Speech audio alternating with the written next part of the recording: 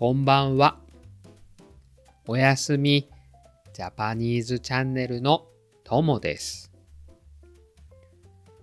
いきなりですが、皆さんはこの絵文字よく使いますか？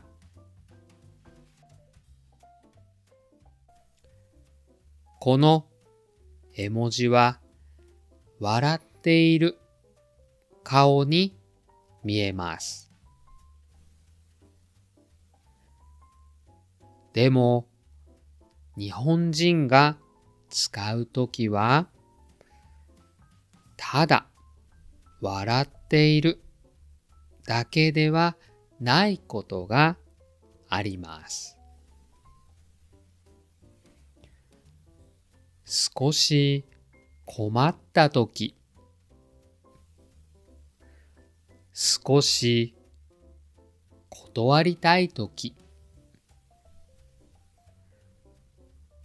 少し言いにくいことを言うとき、そんな時に使うことが多いです。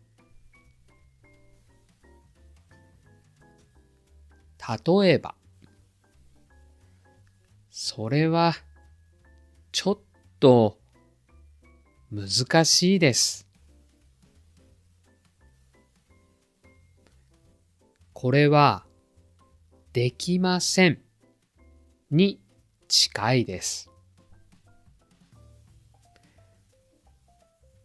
でも、それを強く言いたくない。だから少し柔らかくしています。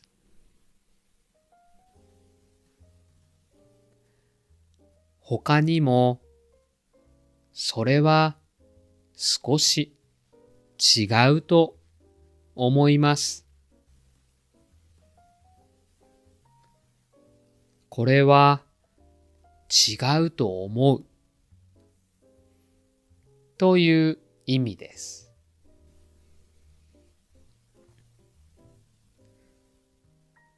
強く言わずに優しく伝えたい。そんな感じです。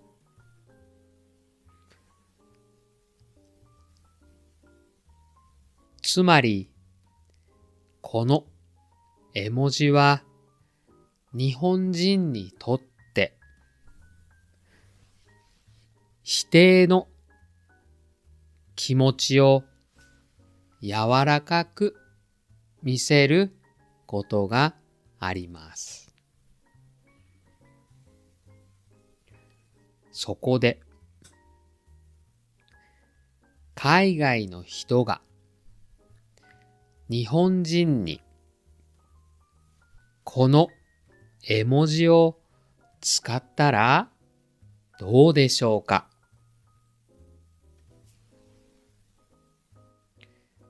結論から言うと大丈夫です。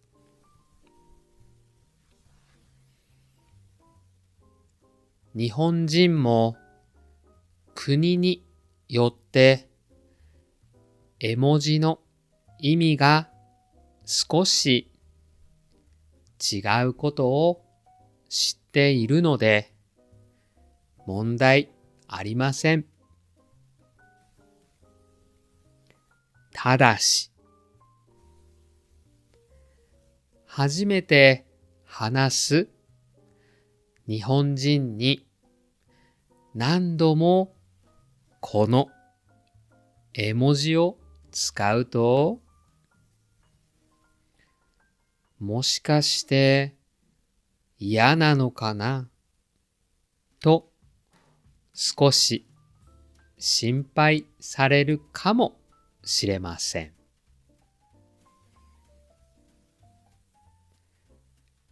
例えば、よろしくお願いしますは少し不思議に見えるかもしれません。普通の挨拶なら、よろしくお願いします。や、よろしくお願いします。だけで大丈夫です。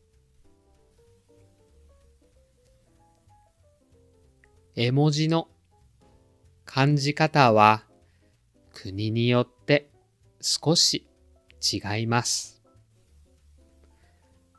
その違いを知ることも日本語の勉強の面白いところです。あなたの国でちょっと変わった絵文字はありますか？